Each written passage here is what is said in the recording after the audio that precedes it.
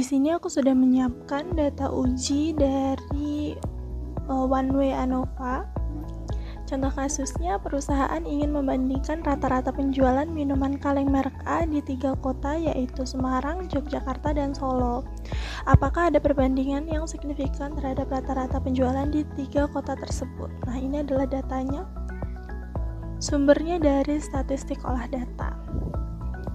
Nah, karena uji ANOVA itu termasuk dalam statistik parametrik, berarti uji normalitas dari datanya itu harus normal gitu, harus berdistribusi normal, harus terpenuhi uji normalitas datanya. Nah, di sini aku sudah melakukan uji normalitas data menggunakan Minitab juga. Di sini ada ketiga outputnya. Semarang p-value-nya 0,808, lalu Yogyakarta p-value-nya 0,644, lalu Solo p-value-nya 0,612, di mana ketiga-tiganya itu p-value-nya lebih dari 0,05 yang menyatakan bahwa data penjualan di 3 kota ini berdistribusi normal. Nah, selain uji normalitas, ada uji prasyarat lain, yaitu uji homogenitas. Aku juga sudah mengujinya di Minitab. Di sini juga sudah ada outputnya dari uji homogenitas data kelompok kita tadi, di mana hasil dari p-value Leibniz-nya itu adalah 0,062. Karena p-value-nya lebih dari 0,05, artinya varians penjualan di ketiga kota itu homogen. Dan juga analisis grafiknya menunjukkan interval untuk ketiga kota itu saling tumpang tindih atau overlap, yang berarti tidak ada perbedaan standar deviasi di antara ketiganya. Di sini aku sudah menyiapkan data di Excel. Kita copy data Excel ini ke Minitab. Kita copy, lalu selanjutnya kita ke start, kita pilih ANOVA, lalu pilih One Way. Selanjutnya yang bagian ini kita pilih yang bawah, response data are in separate column for each factor level. Untuk kolom responsnya kita pilih ketiganya, ketiga kotanya itu Semarang, Yogyakarta, dan Solo. Lalu kita pilih comparisons procedures assuming equal variances, kita pilih 2K. Lalu resultsnya kita checklist bagian test. Oke, kita klik OK. Nah, ini adalah output dari uji One Way ANOVA. Kita fokus di bagian analisis of variance-nya dulu ya. Nah, sebelum itu kita harus tahu kriteria dari pengujian One Way ANOVA. Kriterianya apa aja sih? Ada 2, yaitu jika nilai p-value-nya kurang dari 0,05, maka berkesimpulan ada perbedaan secara signifikan. Sebaliknya, jika p-value-nya lebih dari 0,05, maka berkesimpulan tidak ada perbedaan secara signifikan. Nah, di sini kita lihat output yang kita dapatkan. Kita bisa analisis output kita dari tabel analisis of variance ini. Kita dapat nilai p-value-nya 0,001 yang ternyata kurang dari 0,05, maka bisa disimpulkan bahwa ada perbedaan secara signifikan antara penjualan di kota Semarang, Solo, dan juga Yogyakarta.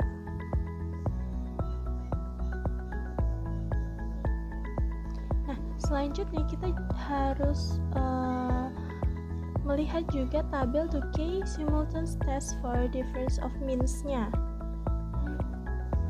Ya, ini adalah semacam perbandingan antar kota-kotanya. Analisis output uji 2K atau post hoc test. Nah, ini ada outputnya. Kita bisa analisis dari adjusted p-value-nya. nilai adjusted p-value Yogyakarta dan Semarang 0,000 yang kurang dari 0,05, maka ada perbedaan signifikan antara keduanya. Lalu nilai adjusted p-value Solo dan Semarang 0,024 yang juga kurang dari 0,05, maka ada perbedaan signifikan juga di antara keduanya. Selanjutnya, nilai adjusted p-value Solo dan Yogyakarta 0,317 yang lebih dari 0,05, maka tidak ada perbedaan signifikan antara keduanya.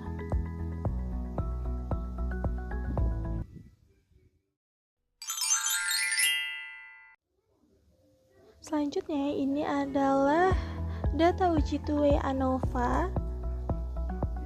Kasusnya, seorang peneliti ingin mengetahui apakah terdapat perbedaan hasil belajar siswa SMP berdasarkan jenjang pendidikan terakhir, orang tua, dan juga jenis kelamin siswa tersebut. Nah, ini ada 3 untuk pendidikan terakhirnya, yaitu SMP, SMA, dan juga perguruan tinggi. Faktor jenis kelamin ada 2, laki-laki dan perempuan. Nah, ini adalah tabelnya. Ini sudah saya modifikasi dari sumber SPSS Indonesia. Di sini juga sudah ada output dari uji normalitas datanya. Untuk yang SMP, p-value-nya 0,342, SMA p-value 0,235, lalu yang perguruan tinggi p-value-nya 0,140, yang ketiganya itu berdistribusi normal. Lalu di sini output uji homogenitas dengan p-value Leibniz 0,205 yang lebih dari 0,05, di mana datanya itu memiliki varians yang homogen. Untuk analisis visualnya, meskipun panjang intervalnya beda-beda, semua interval ini masih saling beririsan atau overlap, menunjukkan konsistensi varian antar kelompok.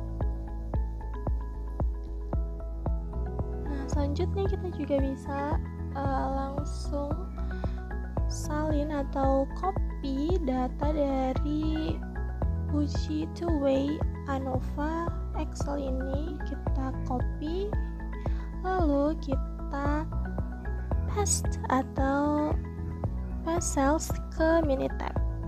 Kita pilih Stat, pilih ANOVA, lalu General Linear Model, dan Fit General Linear Model.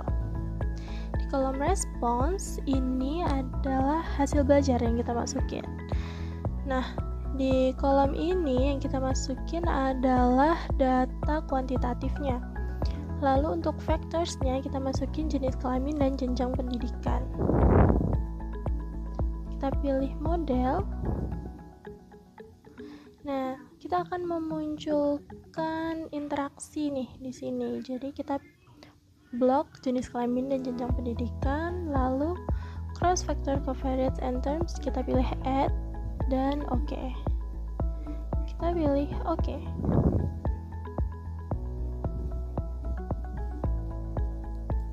Nah, ini adalah hasil output dari uji two-way ANOVA.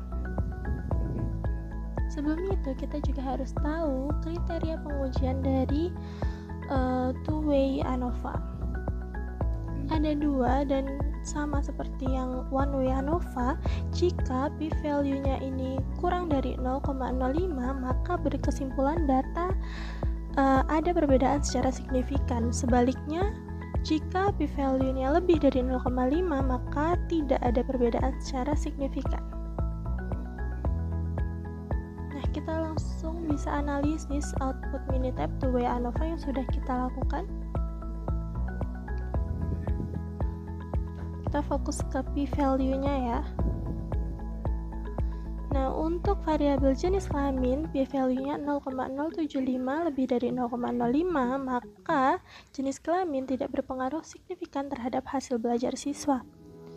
Selanjutnya, variabel jenjang pendidikan p-value-nya 0,0000 yang kurang dari 0,05, maka disimpulkan bahwa jenjang pendidikan terakhir orang tua berpengaruh secara signifikan terhadap hasil belajar siswa. Selanjutnya, variabel interaksi antara jenis kelamin dan jenjang pendidikan memiliki p-value 0,139 lebih dari 0,05, maka tidak ada interaksi antara jenis kelamin siswa dan jenjang pendidikan terakhir orang tua dalam hasil belajar siswa.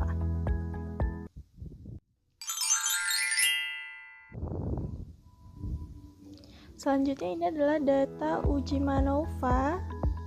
Dengan kasus, kita akan melakukan penelitian yang berjudul pengaruh pekerjaan orang tua terhadap nilai ujian matematika, fisika, dan biologi siswa kelas 6 SDA. Di sini ada 4 variabel, yaitu pekerjaan orang tua, nilai ujian matematika, fisika, dan juga biologi. Ini ada tabelnya juga. Ini sudah saya modifikasi dari slide share-nya Gantio Suhartono. Di sini juga sudah ada output uji normalitas dari kelompok datanya. Dengan matematika p-value-nya 0,144, lalu fisika p-value-nya 0,930, lalu yang biologi p-value-nya 0,062, yang ketiga-tiganya juga lebih dari 0,05, maka ketiga datanya ini berdistribusi normal. Lalu untuk uji homogenitasnya, di sini Levene test untuk p-value-nya itu 0,501, yang lebih dari 0,05, maka asumsi homogenitas sudah terpenuhi. Analisis visualnya, interval standar deviasi untuk kategori pekerjaan dan itu saling tumpang tindih yang jelas pada grafik ya, menandakan variansnya itu identik. Selanjutnya kita bisa langsung copy data uji MANOVA dari Excel ini.